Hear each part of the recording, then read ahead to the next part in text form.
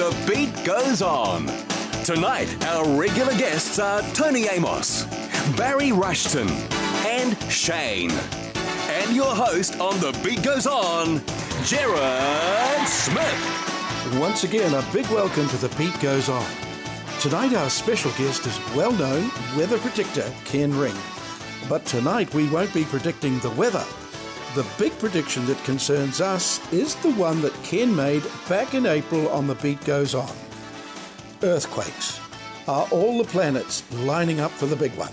Kevin Harvey, our ambassador from Parnell, has some amazing video of his father and English TV actor Derek Nimmo. Finally, we report that Sir Robert couldn't be with us this week, but to make up for that, we have a visit from an importer of fine French wines, Jean-Christophe Poisat. But first up on The Beat Goes On. He's out there in the rain. He's out there in the sunshine. He's out there looking to find the best in movies and music. Our resident guru on all things movies and music, Barry Rushton. Young Mr. Rushton. Mr. Rushton. It is good to see you again, mate. It is great to see you again. Oh, Barry, I was going to tell you about my cold and chest, about feeling a little bit. I wonder how many of our baby boomer viewers are going through a bit of a chesty cold this week. So it seems to be all around, doesn't it, Barry? Now, you're a chiropractor. Yes, I know. Are they all coming in to see you, Barry? Well, there's a number of people out there who it's lingered. They think it gets a bit better, and then suddenly, wham, it gets them again. Yeah, you know what I mean? that's me. I know that, and it just backs up what we've talked about as a profession for years.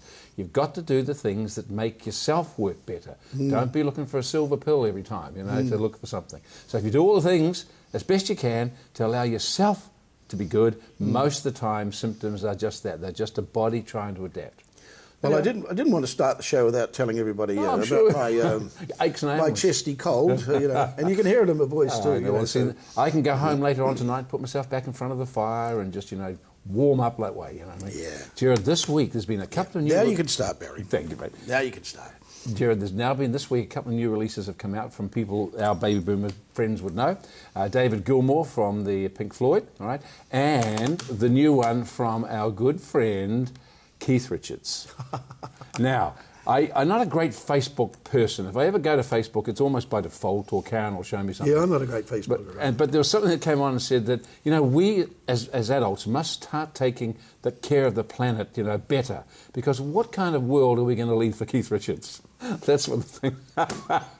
That was the thing that came out, and you have to laugh because he has built up this persona of indestructibleness, isn't he? He's just indestructible. He's like if you dropped a nuclear bomb on the world, cockroaches and Keith Richards would be the only ones who would survive. Yeah. Now, he's gone through drugs and sex and rock and roll and everything. Falling out of coconut trees, surgery. Well, this is his solo album, the third one, the first one in about 23 years. Can you believe it? It's called Cross-Eyed Heart. Cross-Eyed Heart.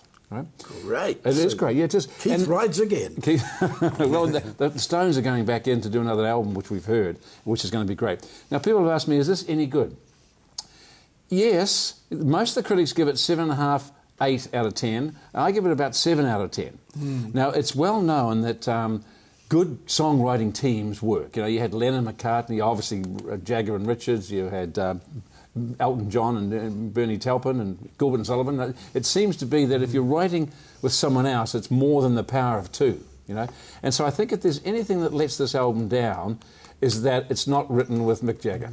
The songs are okay, but they're only okay, You know what I reckon?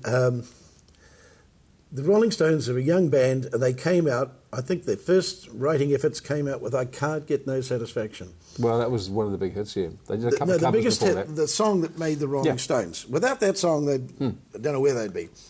Then they spend the rest of their life trying to write another I Can't Get No Satisfaction. Touching back with that song, apparently Keith Richards woke up one night, in an alcoholic haze with this idea of a few chords and actually recorded them in a sort of a funny old tape recorder, and the next morning came out and thought, oh, that's pretty good, and that was from that came. Yeah. This guy, Keith, has actually written most of these songs with a guy called Steve Jordan. Steve Jordan is a long-time collaborator. He's a singer, a songwriter, and a drummer, and he's been backing him in Keith Richards' band called the Expensive Winos, if you remember. So most of them have been written like that, Yeah. But there's, I think that's the downfall of this. This album is it starts great. That's what I love about it. It starts with it just sort of like an acoustic sort of playing with Keith Richards just sort of singing some vocals. It's almost like he's doing a demo to you, you know. And then about a minute and 50 seconds later he says, well, that's all I got, boys. And the next minute, whack, in it comes, you know what I mean? So it's a great way of bringing it in. And it does touch on all what he loves. He's got a lot of very Stone, similar type songs, some reggae in there, a bit of soul stuff. And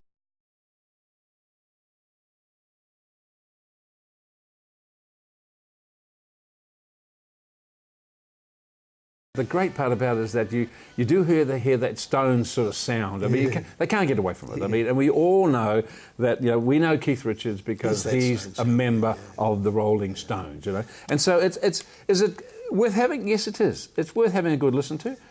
Did he use any of the other Stones? No, he didn't. No, just his expensive wino band, you know, which I think is a great name. Yeah. But they're all, obviously, as you imagine, accomplished musicians, you know, all of them.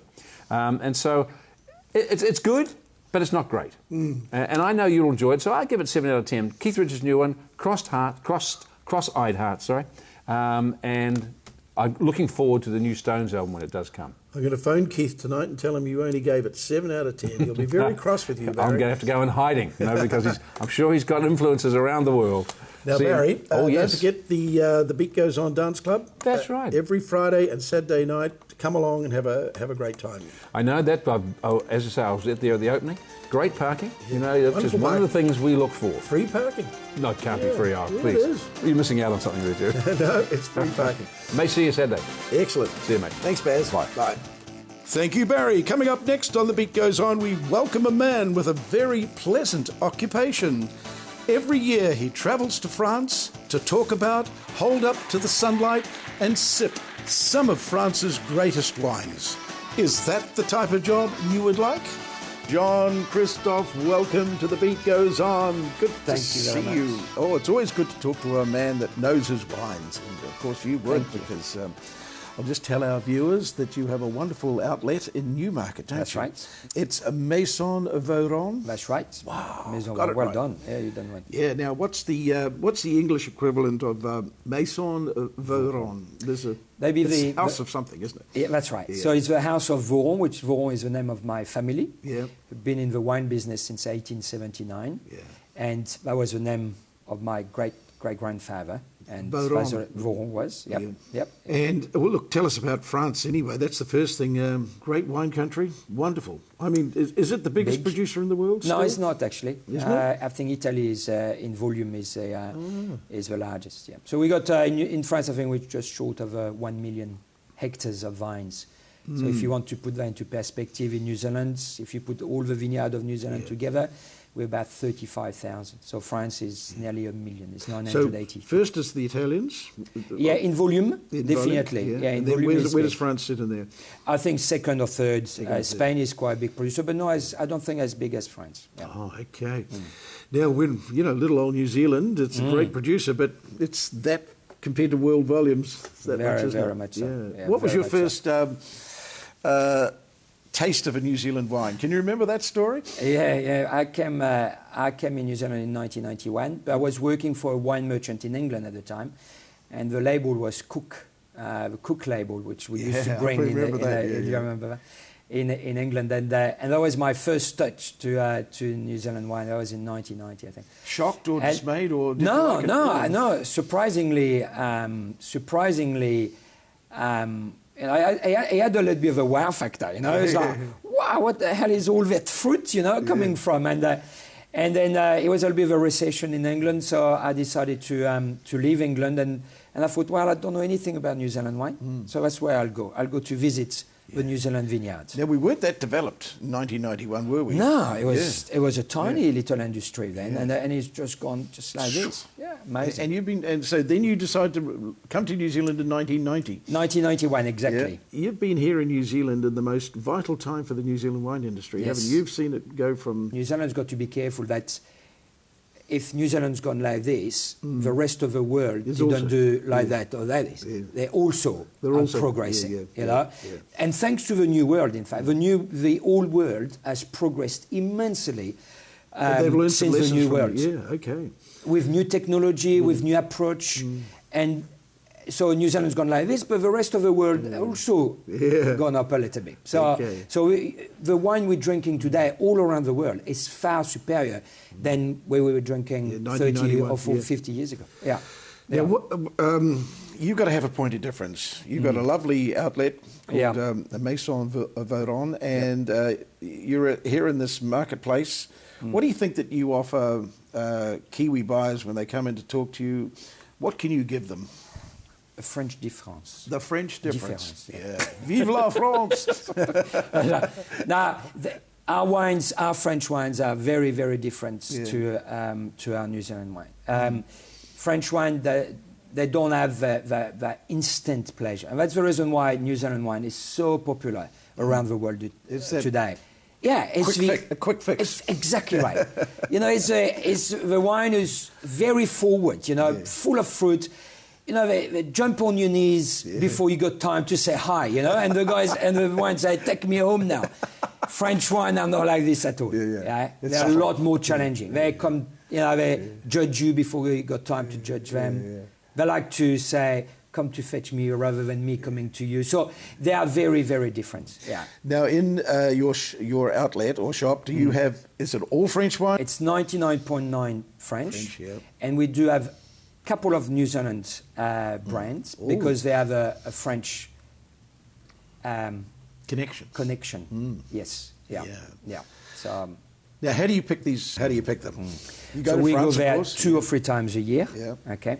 We keep our ear to the ground, big time, because they are the other people to tell you who's doing good, who's not doing so good. So restaurateurs. So when we go there, we go to a restaurant and we question the sommelier and say, who's doing good at the moment in this area? The press, a little bit the international press, who gives us a little bit of some feedback as well. So it's a big job. It's a lot of drinking. Can I say that? Can I join the company? It's hard work. It's not all glam, I promise. Can I do the French trips, please? No glam. Yeah. Now, is your main market restaurants or the general public? It's about 50-50. 50-50? 50-50. We still do a lot of private clients, and the rest would be hotel, restaurant, bars, caviste, what we call caviste at Maison Vaudan, which is wine shops. So we import quite a lot for some wine shops. So our brands can be found a little bit everywhere. Okay, so not only can you find French wines in your store, but you import for other wine stores throughout New Zealand. Yes. Now, Jean, New Zealand. Yes. You settled here. Yes. 1991, as you say. Yep. And you're enjoying life in New Zealand? Yeah, loving it. Yeah. Loving it. The best move I ever made, yeah. Really? Now, Jean, also, a lot of people come on, the beat goes on, and they're very generous. They are very generous, and you're no different, because you've said that, Jared, if you would like to give away a beautiful magnum of wine up to the value of $80, which is wonderful, very generous. So what we need is a qualifying question for our viewers to put on their email.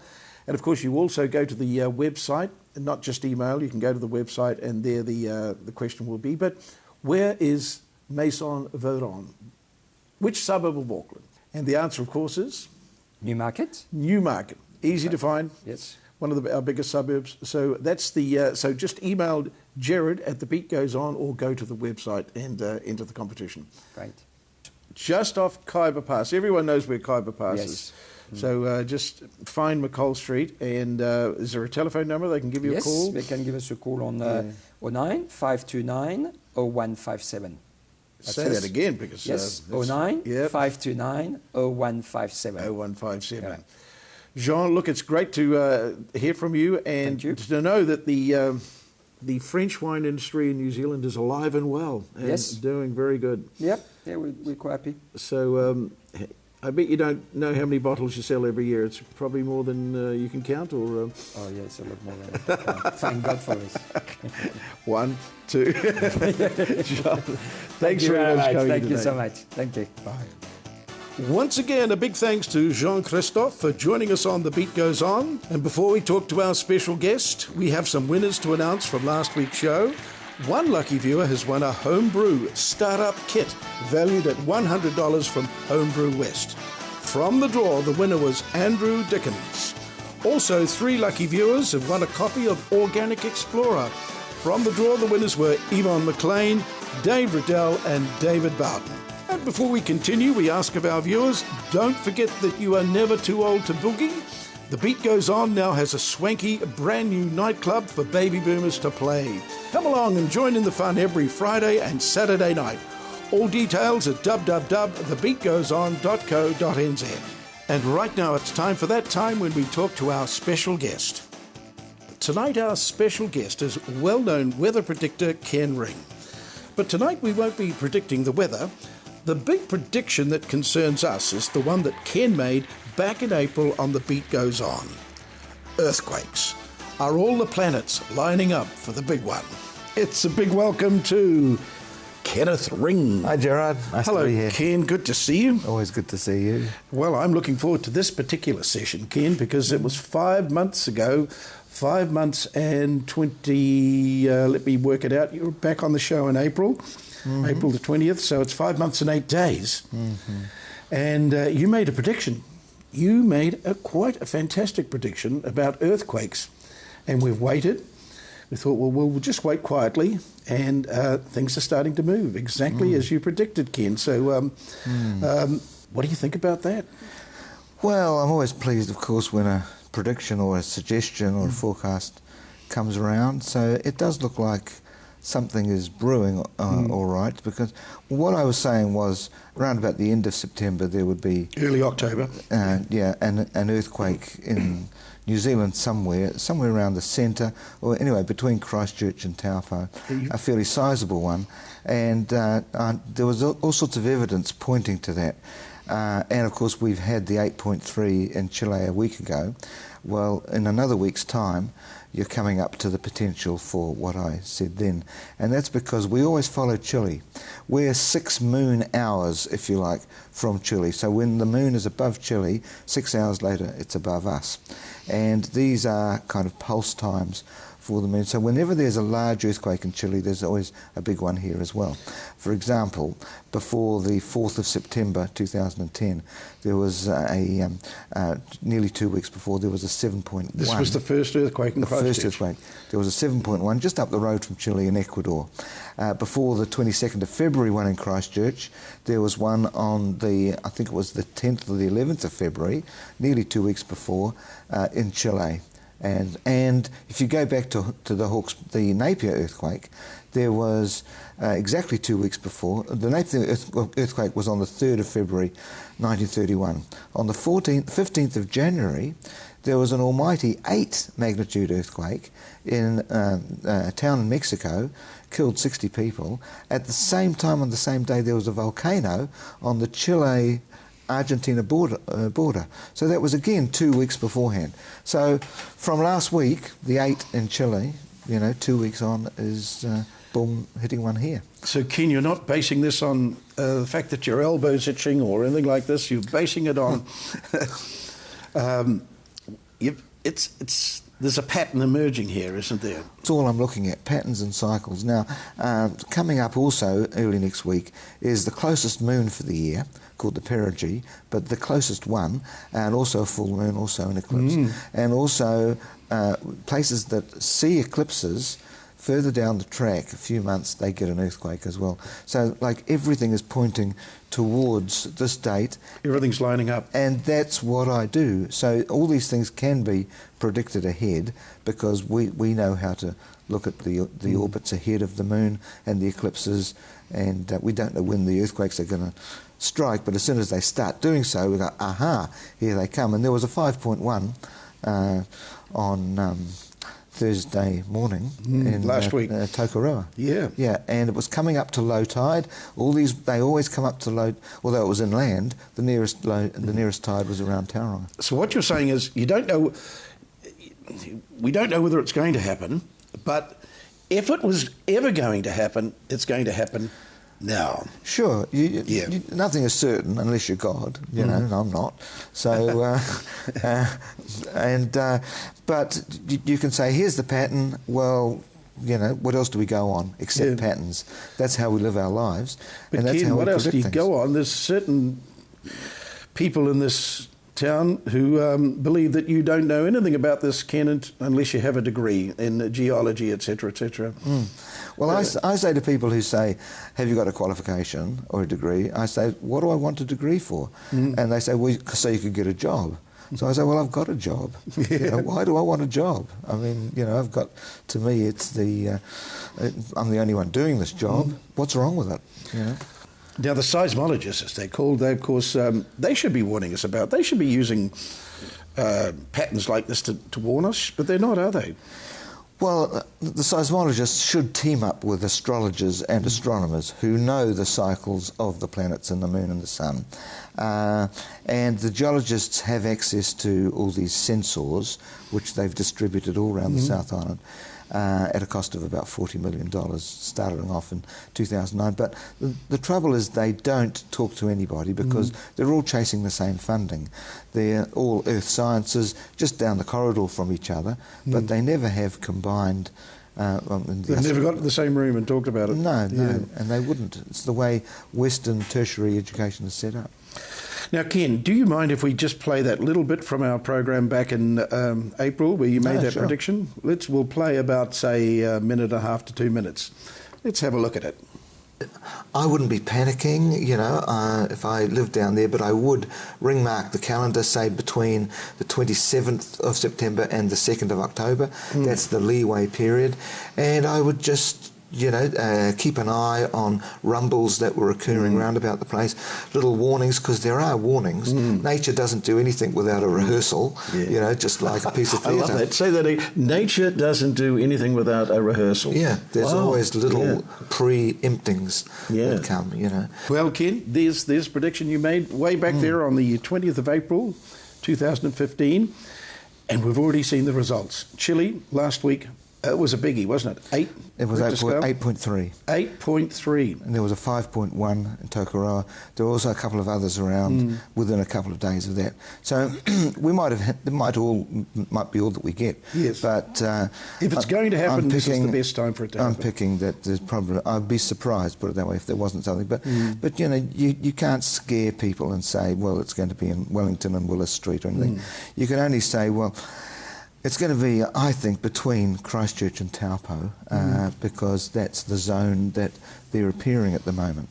And it could be out at sea, could be in the middle of Cook Strait. It's just that around low tide times, if people hear rumblings, that's what's coming. You know, it'll be quickly over. When we actually move away from that moon position, things will just die down again. So it's not like there was the thought after the Christchurch earthquake, oh, it's forever now. These earthquakes are going to come every day until every last person has left the whole country. You know, no, it's not like that. Things come and go. Now, we do have or do we have a moral duty, knowing what you know, to tell people, because if you don't tell anybody, then everybody says, well, you should have come forward and said something. Well, that's right. That's a terrible dilemma for you, isn't it, Ken? Well, my job is a long-range forecaster. I mean, I'm probably the only one doing it here, certainly the only one who puts books out about it. And so... Your book, The Lunar Code, says it all, doesn't it? Yeah. I mean, if anybody knows anything about it, it's you. Thank you. Well, there are people who find interest in this and who seem to get help from it, so I keep doing it. And I've been putting out the almanac since 1999, and if they weren't selling, well, I'd turn to something else, but they are. So it must be of help to some people. So I say to people who don't believe in this stuff, well, just don't read it. I mean, you know, nobody's putting it in front of your face all the time like you see the Met Service doing on TV. You know, you can't really get away from that. But you have to apply to see my stuff. You have to go to my website or to my Twitter or to my Facebook page. Brand new book. Yeah. 2016, it's already produced. Look at it. Yeah, now there's some warnings in this for people because, you know, January and February are going to be very dry. In the middle of February, there's going to be some heat waves. You have to get the togs out too. Yeah. And, you know, April is going to be a cyclone. May, they'll be talking about an Indian summer still. So that's May, April, June. That'll be the end of... See, the first half of the year, Gisborne and Hawke's Bay are going to have quite a bad drought, but it's going to end in June. And that'll be the end of the El Nino as well. July, there's a lot of water coming, a lot of rain, some flooding in the north of the North Island, north of the South Island. That's July. Both islands are going to get a lot of rain in July. And then we're into August. The snow is not really going to appear on top of the mountains until mid-August. See, it was mid-July this year, 2015, gone, so it was late coming. It's moved incrementally forward. There'll still be a ski season, but they'll have to wait a bit before it really gets going. September, there's a lot of rain coming to Gisborne, Hawke's Bay, but just in a couple of big dumps. And October, there's flooding. Mainly in the west. Now, November's a very interesting month because the first half of November there's going to be northwest gales and floods on the west side, so that's like Taranaki and Bulla. The next half of the month it's going to be completely opposite. It's going to be the start of a La Nina system, and there'll be cool, wet, moist easterlies coming and wetting the eastern regions, and the west will be dry. So that'll be late spring. La Nina, late spring. All in here. El Nino, yeah. All in here for 2016. We're going to give one away, so don't panic, folks. We're going to give one away. This is also one of our products. It's the wall calendar. Yep, and, put that on the wall. Yep, just open it up, Gerard, and you'll see that at the bottom there's every day and icons for rain and sun and graphs up the top for temperatures. So that's for every month. Wonderful. And we send that out as a PDF, so that people just print up pages as they want it, or look at it on their devices, because that's what people are using these days to access their information. Now, how did 2015 turn out? Yeah, good. If people look on September the 19th, 20th, you'll see that low that was sandwiched between two highs that delivered a lot of rain to Gisborne and other areas. Well, that's in my map there, so I'm quite pleased. Must be a great sense of satisfaction to see it coming true. You make a prediction and it actually comes true. Great feeling, isn't it? It is. I tend to take the weather personally. I say to people, I'm glad when the weather agrees with me. And how are you, Ken? How's everything in your life? Are you good? I've just come back Just come back from South Australia. I did a road show there, touring with the wheat and grain growers, because there's a big drought coming in 4 years' time. A little bit of it will reach here. In Australia, big drought coming. Yeah. Oh my gosh. 2019, 2020. And actually, we're getting drought years 2016 to 17. So we get a drought every 4 to 5 years here. And the last one was 2012 and 13.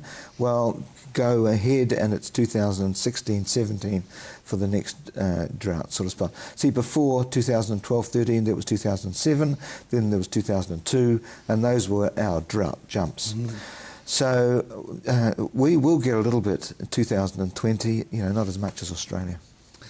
Ken, these books are wonderful, isn't it? I mean, I know the farmers love it. Farmers think you're wonderful, but what about a young lady getting married? Great to have this book, isn't it? I mean, she can plan that. I do get a lot of inquiries from wedding. So the phone's going all the time. Wouldn't it be funny if the phone rang at 3 o'clock in the morning? It was something. Oh, it does. Yeah. The Irish people ring me then, because I do an island almanac. Wow. And they go, "Is that you, Ken? Can you talk in 5 minutes?" Yeah, sure.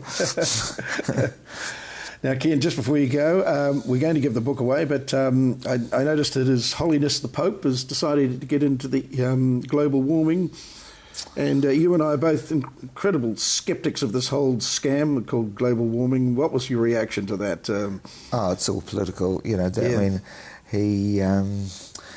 he's got some tie-up with the UN. I mean, there's this whole feeling of wanting a one global government, one world thing, and I suppose he sees himself as maybe having some religious side. I'm not sure. I'm not a Catholic.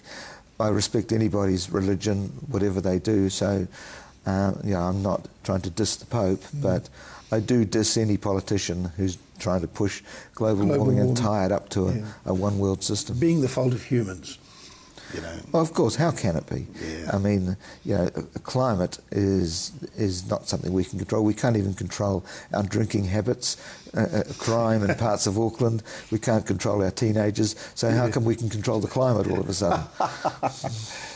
That's right, Ken. Now let's give one of these books to the value of $50 away. the almanac for 2016. We need a very good question, and I think I've got a really good one here. What year is this particular book covering, or almanac? And it's a bit hard. have a look at it, folks. Just try and take a guess what year it is. And if you can put 2016 in the subject line on the email Jared at thebeatgoeson.co.nz. And of course, if you forget these details, it's all on the website at www.thebeatgoeson.co.nz. Just go in the website and have a look under Win. So we'll put the details up there as well. So Ken, good to see you again. And look, two almighty events going to happen in the next month, if what you're saying is correct. Possibly. Possibly. We're going to get an earthquake, and we're going to win the World Cup. Which one would you rather have? I know which one I'd rather have. The rugby, for sure. Yeah. And if there isn't, there will be an earthquake. Yes, there will be. Thanks, Ken. Thanks, Jerry. See you again. Bye-bye. Coming up next on The Beat Goes On, we welcome our ambassador from Parnell, Kevin Harvey. Kevin, along with his father Les, began the creation of the Parnell Village back in the early 70s. Today, it remains one of New Zealand's top tourist attractions. The one and only... Kevin Harvey. The Goodwill Ambassador from Parnell. You'd almost forgotten, hadn't you? Yes, the word I was looking for, Kevin, was the Goodwill Ambassador from Parnell. What a wonderful suburb. And how many weeks, months have you been coming to visit us every Monday night, Kevin? Not every second Monday night. We've talked about Parnell and the people that live, work in Parnell. And you've got some wonderful tenants, but sometimes... We can never keep up with them. Yeah, well, we've got new viewers who sometimes wonder, who is this? Who is this Kevin Harvey from Parnell? Yeah. And I thought we'd just do a little bit of a... You probably have a few dropping off too, wouldn't you, at the other end? We've lost many of you when Kevin Harvey comes on. No. Kevin, so what about, just for our viewers, brand new viewers, and a refresh our viewers about Parnell, because you've got in your hand some wonderful footage of your dad. Beautiful footage, yeah. Talking to Derek Nimmo from Oh Brother. This is priceless footage, isn't it? This is actually priceless, so you'll have to look after this. Yeah. Now, yes, basically, I figured this would be... Perhaps some of your viewers would be getting bored with, infomercial type sort of thing. So I thought this would be of interest. Yes. Because a lot of them are of my vintage, and some maybe a little bit older.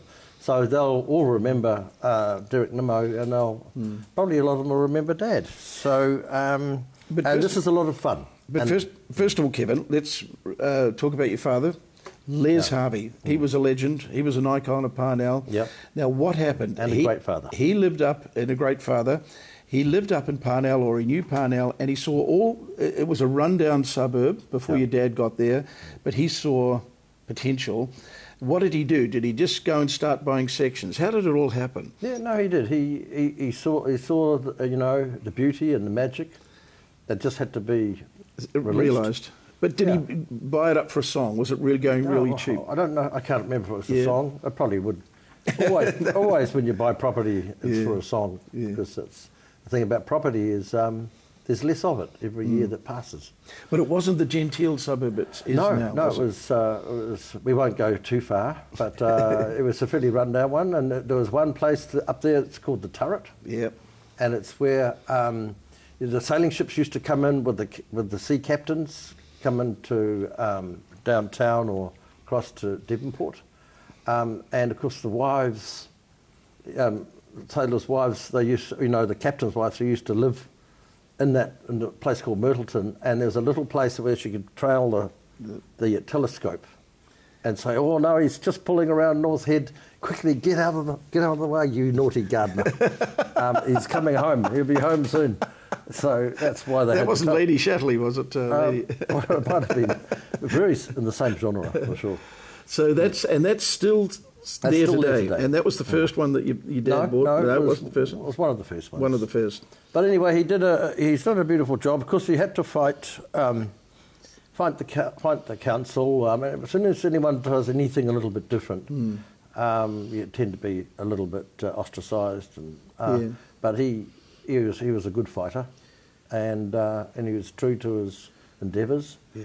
And so, I'm very proud of him and what he's created, and and it's created a lot of joy for a lot of people. But he So- had a wonderful personality too. He Yeah. would stop and talk to everyone, wouldn't he? He had a great Especially the girls. But no, Especially no, the girls. no, he did. He'd speak to everybody. I've seen him. He'd say, "Hello, darling," and she was a lovely little sort of punk girl. And she said, "Oh, well, it might be a lovely day for you," or something like that. And he had lots of meetings, and he just turned to me and he said, "Listen, Kevin, just go up and do all my meetings for me. I'm just going to spend a bit of time with this young lassie." And he turned around and, he talked with her. He spent the whole day with her. He took her out to lunch. And I was going up and down Parnell Road, and she went from being a very angry person to laughing. Yeah. And I always thought that was a wonderful yeah. Good on you, wonderful Dad. little thing. Yeah. So he's got time. He had time for everybody, Yeah. except Well, for fools. yes. Well, Didn't have much time for them. now, Kevin, I also know that you were a young, strapping young lad, and you were hauled in to do all the brickwork, and all you wanted to do was go out surfing. That's true. And how did you handle that terrible No, situation? actually, no. We got used to it, and myself and my brother, and of course, it's quite fun and it's quite creative. So you And end up doodling, and he sort of wrapped us into the whole thing, and I guess it's sort of we've grown up amongst it, and it's been lovely. But he was an old world, quirky type of architect. He loved the corner and he loved the round piece, and the straight line was just not Dad, was it? He did everything very much by Instinct. eyesight, Yeah. instinct, sitting, looking, moving around, and very spontaneous. And I must admit, I'm a little bit the same. I've picked that up, which really, my architects and town planners and all the people in council, They always wanted more it strokes. becomes very expensive because I'm constantly, I can't look at plans properly, and I have to do stuff by touch and feel. Yeah.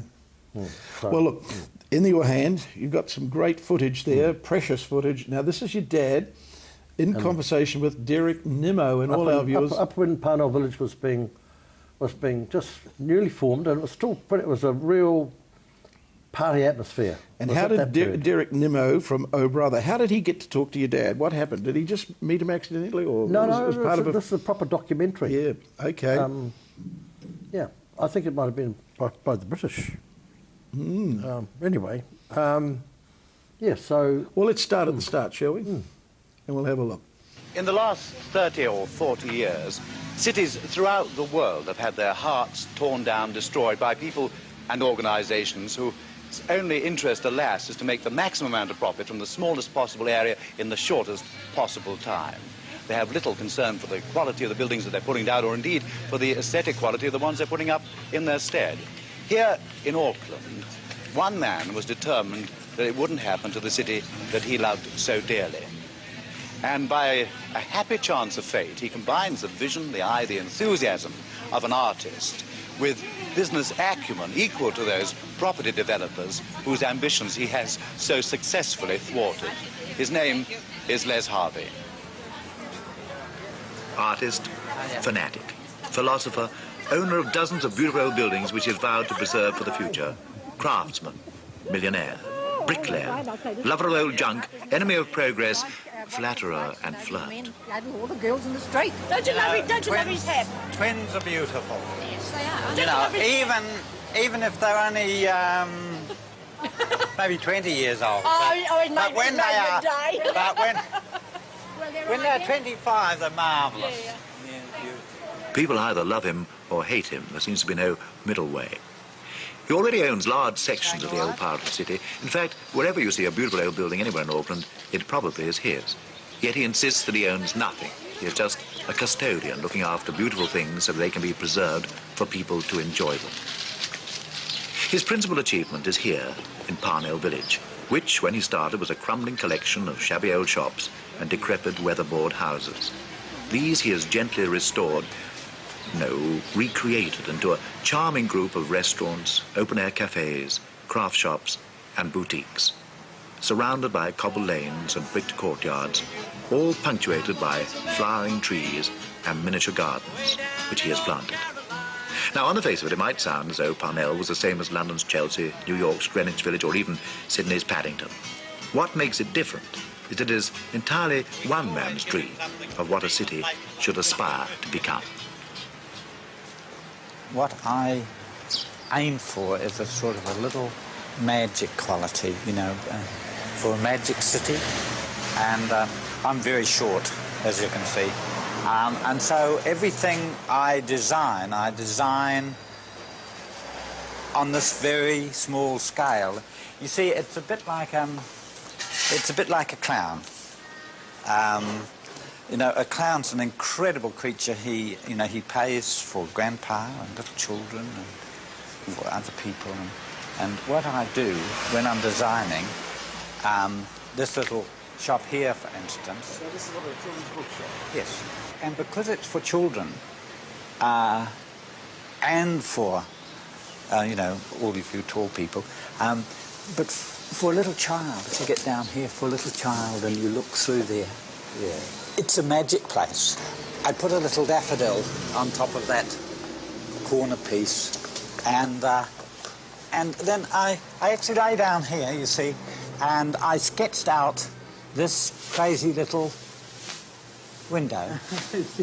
And it's like a very small child's, like maybe a fairy's view of a daffodil. You see, it overhangs and, well, I think it feels like a daffodil. Much of the work he's done himself. The rest has been accomplished by professional craftsmen working to his design. Now, you always use old bricks?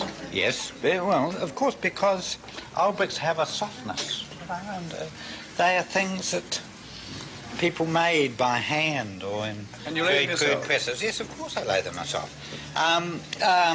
Well, you see, you can't employ people to do this sort of crazy... If you employed a bricklayer, you know, he would level it and make a good job of it. Oh, yes, of course. Yeah. You know, but it wouldn't be a magic job, you see. Now, it's all a little bit whoopy, you see, like a mountain stream, you see. And as we walk along here, you'll see that it actually does feel as if you're walking in a dry creek bed. Now, this is the way that I feel. Whether other people feel or not, I don't know, but I think they do. I think children do, and I think people who've been into the bush do. How do you design? Isn't that marvellous to see your dad in action? What do you think when you see your dad? Oh, well, I love him. Yeah, good on you. And I find that whole period was very inspiring. Mm. Yeah, so, yeah, I'm sure all of our viewers your viewers will love it. Can you remember meeting Derek Nemo as well? Did yes. You said hello? Yep, of course I did, yeah. Yeah, great times. He's fantastic, and he was so funny.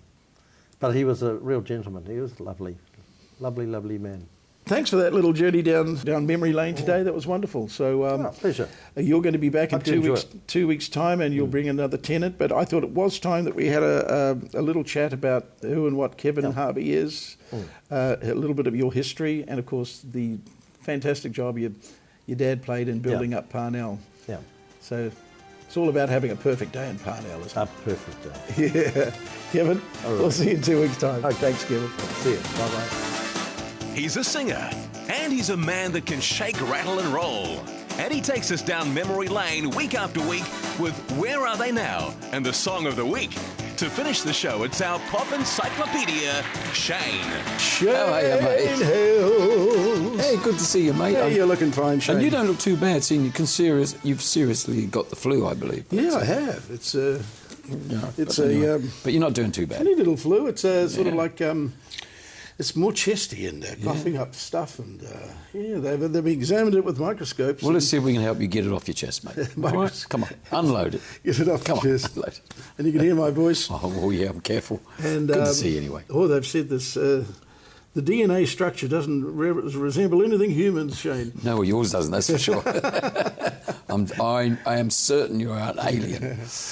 Now, Shane, we've got some good news because we've got a club called the Beat Goes On Dance Club, and everybody dances away on Friday and Saturday night, but there's more. There is more. We're going to have some live music, and we're starting the series off on October the 4th. Yeah.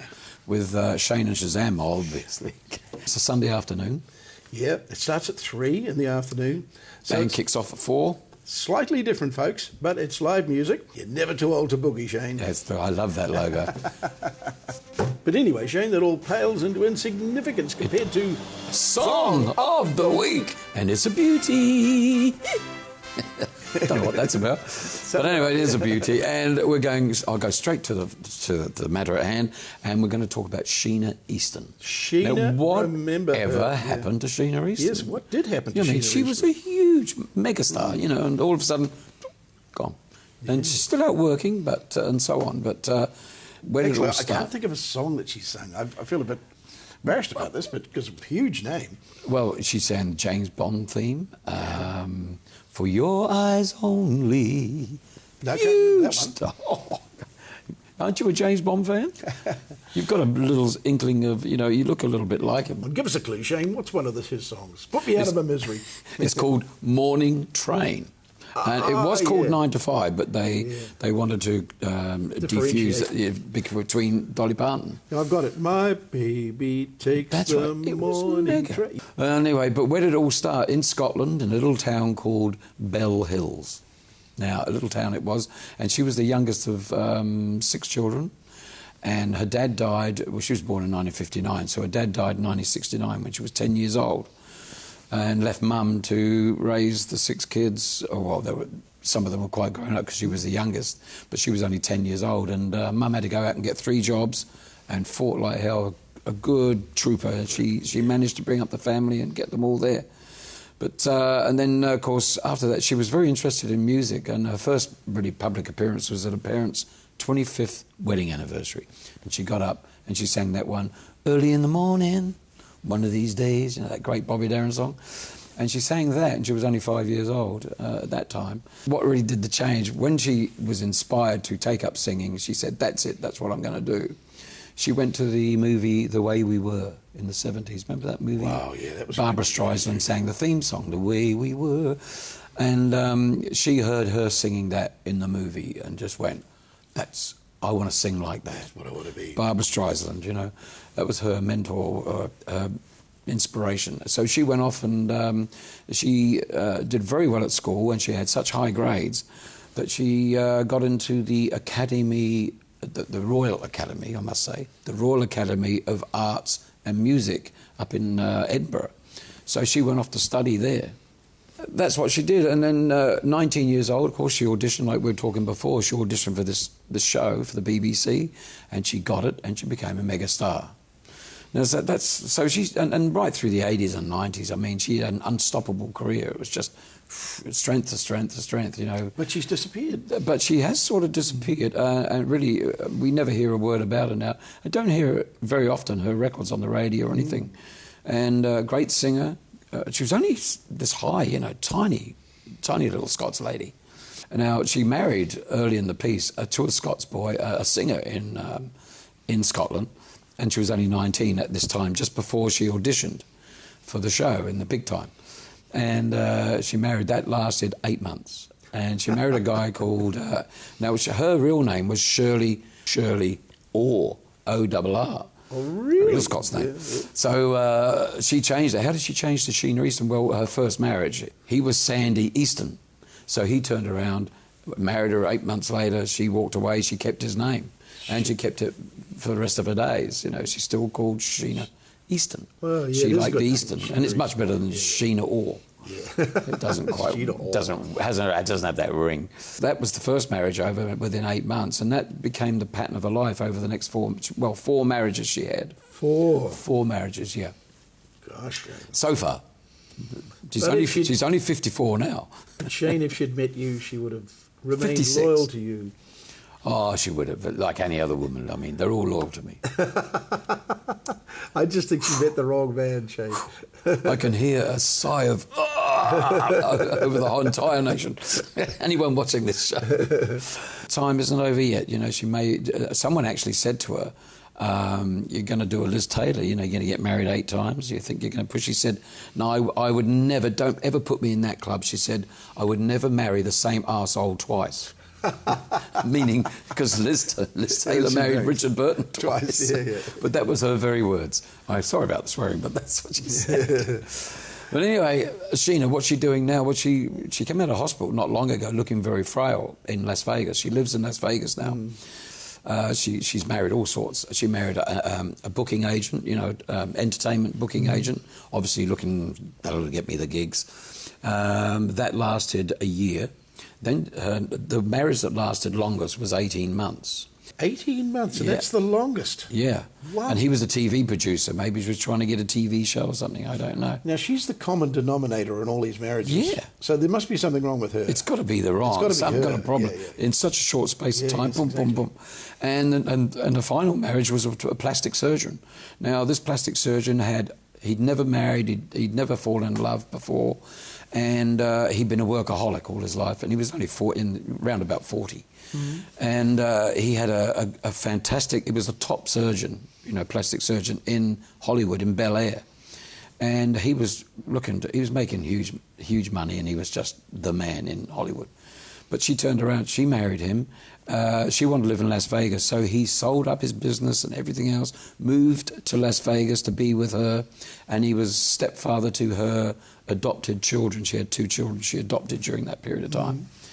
And they were living in Las Vegas. They bought the big plush house, and he set up his business and everything else.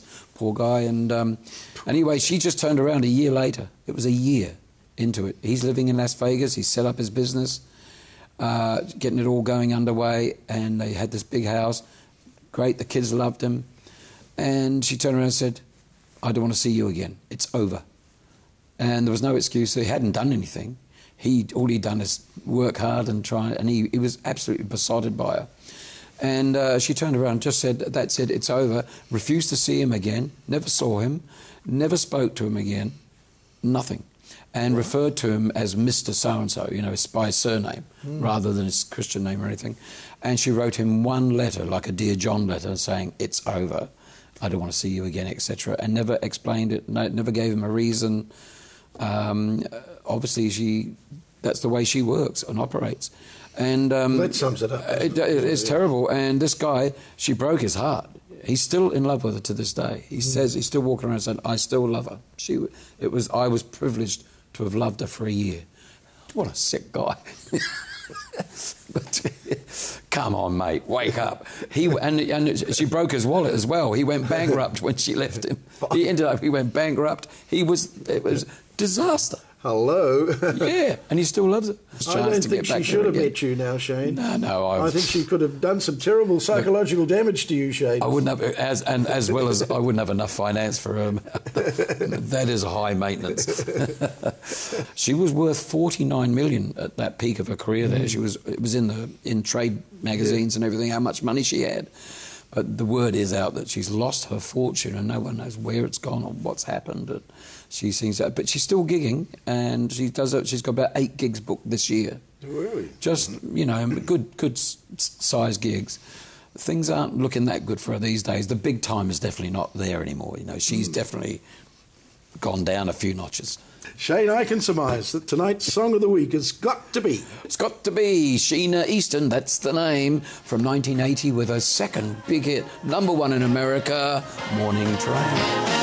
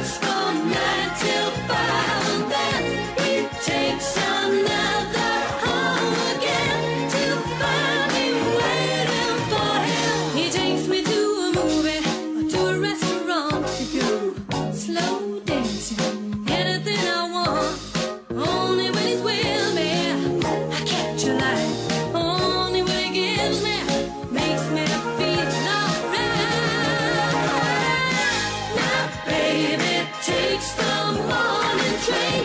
He works from 9 till 5 and then he takes another home again to find it waiting for him. I like it, Shane.